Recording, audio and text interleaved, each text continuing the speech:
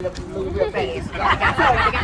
But my excitement here behind Mr. Greg Ellis I'm very excited. I know between Gloria Sandoval, raise your hand to come on up. Her heart is beat like this, and she loves Greg Ellis. But Greg is more than just a classmate. Greg Ellis is more than just a Dallas Cowboy. What drew my attention was his commitment to this struggle of Juneteenth.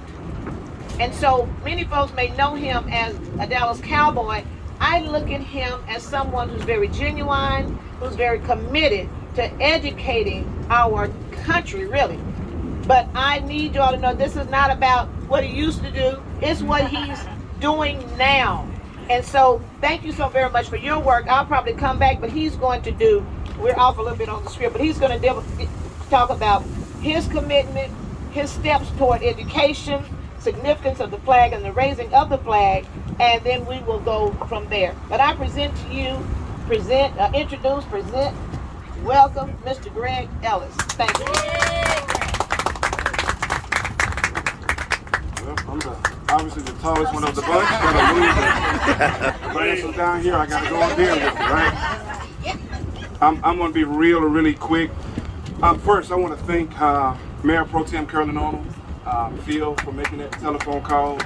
I won't begin, Tanel, Mr. Atkinson, and several other people, I won't begin to saying everybody's name, but I sincerely thank you because I recognize the hard work that it takes for this day to happen. Not just the historical work, the historical milestones that had to be met, but the work that it took with a short amount of time to pull all of this together. So if you had any part to do with that, I certainly thank you and recognize you for that. As a retired football player, people often ask me, what make you do what you do? Why do you care enough to educate people about things like Juneteenth and several other historical moments?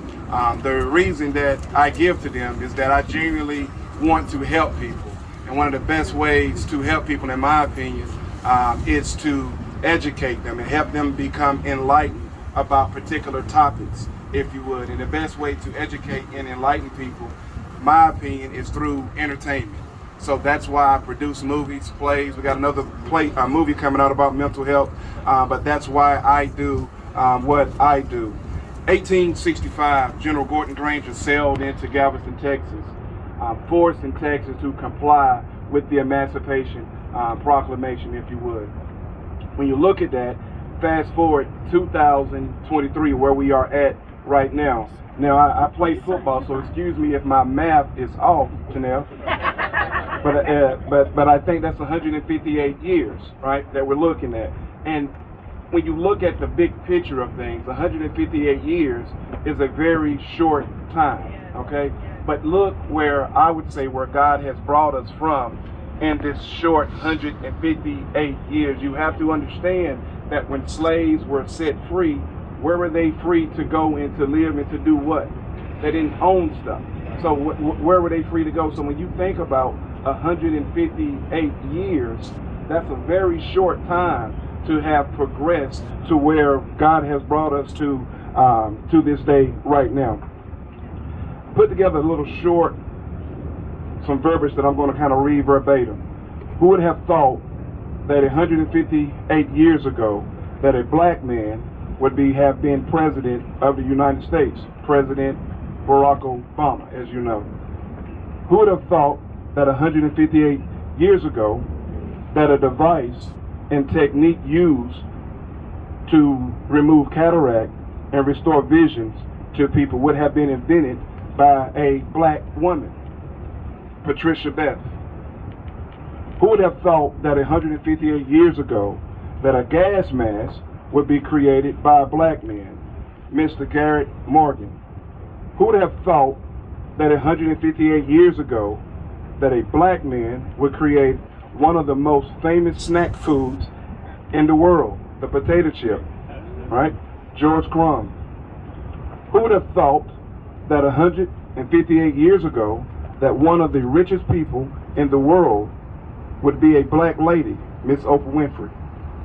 Who would have thought that 158 years ago that a movie studio in Atlanta, Georgia would be bigger than Hollywood and owned by a black man? Tyler Perry.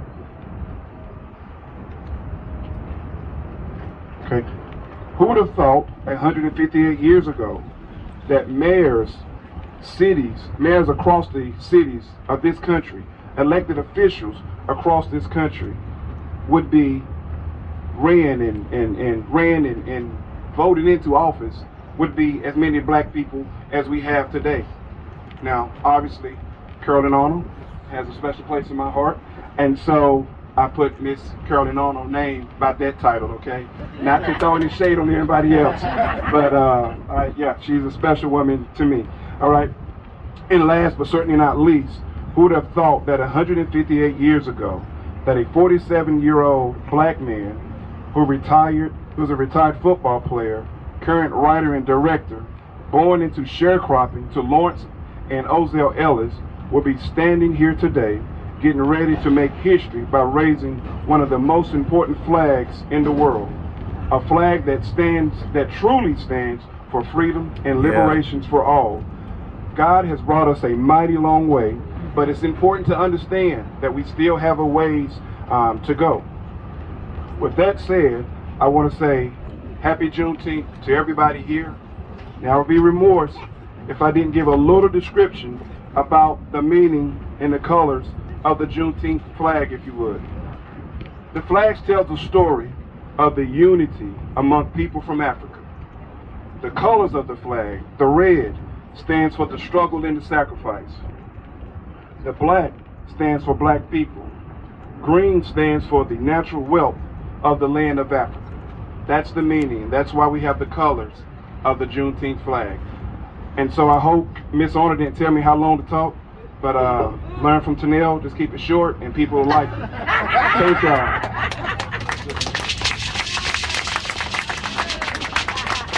So we have just a quick little adjustment. I think